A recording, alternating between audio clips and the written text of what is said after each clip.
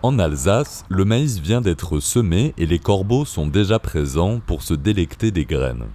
Un problème récurrent pour Henri Perrois, agriculteur à Heimsbrunn, près de Mulhouse. Pour protéger ses parcelles de maïs semences, il a installé fin mai un effaroucheur sonore et visuel. Donc le fonctionnement, c'est un canon à détonation, donc alimenté par une bouteille de gaz, qui en même temps qu'il y a une détonation, il y a un genre d'épouvantail, une double hélice qui monte le long d'une tige et qui doit représenter un mouvement et du coup effaroucher les corvidés. Un système dissuasif pour les corbeaux, mais qui dérange parfois des riverains. Certains vont même jusqu'à endommager l'appareil. L'année dernière, on a eu des soucis de vandalisme un jour, alors qu'il y a un système qui permet de gérer au niveau des horaires, quoi. Donc de ne pas être trop dans les horaires difficiles. Et on nous avait coupé les tuyaux de gaz. Oups là. Ouais, c'est un peu fort quand même. Hein. Enfin, ouais, on arrive peut-être à le stabiliser avec. L'année dernière, ils font aussi. Oui, je sais, mais pas autant. Je laisse prendre celui-là qui part là-bas pour accrocher les deux ancrages. Fixé en 4 points pour assurer son maintien, l'effaroucheur est alimenté par une bouteille de gaz dont l'autonomie est en moyenne de 2 à 3 semaines suivant la fréquence choisie. Il y a des créneaux, c'est aléatoire, ça va entre 15 et 20 minutes. Après, il y a un deuxième programme de 4 à 10, il y a un troisième de 3 à 5. Et après, le dernier, ce serait le coupé, on va dire, quoi. Donc là, pour l'essai, je vais le mettre entre 3 et 5, mais après, nous, je crois qu'on le mettait entre 15 et 20 à peu près l'année dernière. Ouais. Là, je vais le mettre à 3, je le mets sur le programme 3 à 5. Tac. Et là, il est en route.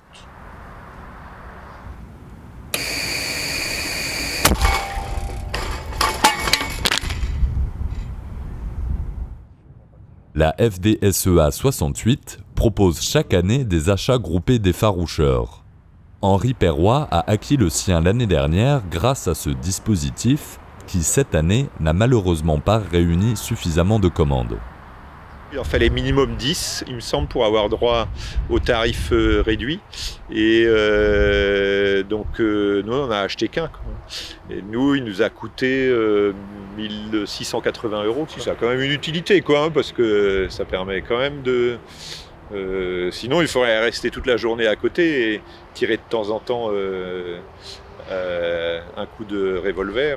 Autre solution trouvée, le corite, un enrobage répulsif appliqué sur les semences de maïs, mais qui n'arrête pas toujours les corbeaux et qui ne peut pas s'installer à proximité des habitations.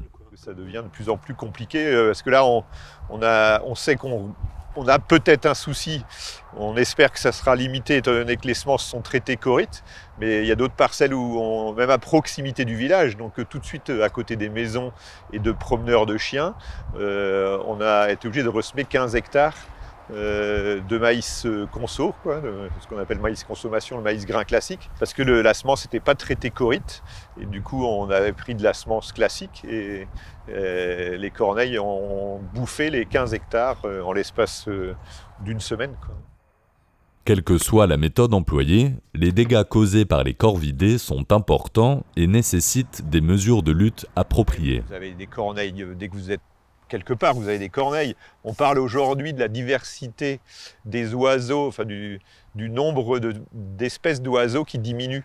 Mais il y a une grosse part de cette diminution qui est due aussi aux corvidés, aux pies, aux oiseaux qui ont une attitude de prédateur vis-à-vis des autres espèces plus petites, quoi, hein, qui vont soit bouffer les œufs, soit bouffer les petits, soit... ou qui démolissent des nids, etc. Et les corvidés, ça bouffe tout, hein. On a toujours tendance à dire oui, mais c'est la faute de l'agriculture intensive, c'est la faute de la chasse, c'est la faute de ceci, c'est la faute de cela, la réduction du nombre d'espèces d'oiseaux. Mais c'est pas vrai, il n'y a pas que ça, hein. Dans la plaine de l'Arc, c'est peut-être à peine différent, mais il y a encore beaucoup de haies, beaucoup d'endroits où les oiseaux peuvent nicher, hein. Il y a beaucoup de zones où c'est encore la nature, quoi. Et donc de dire que c'est l'agriculture intensive qui détruit le nombre d'espèces d'oiseaux, je pense que c'est une grossière erreur. La lutte contre les dégâts causés par les corvidés est un sujet sensible et polémique, et ne se cantonne pas qu'à l'agriculture, bien qu'elle reste la plus durement impactée. Les perturbations dans et à proximité des villes, par exemple à Mulhouse, motivent les collectivités pour trouver des solutions répondant à la fois aux enjeux sociétaux et à la détresse des agriculteurs et des habitants. Un équilibre difficile qui n'a pas encore été trouvé partout.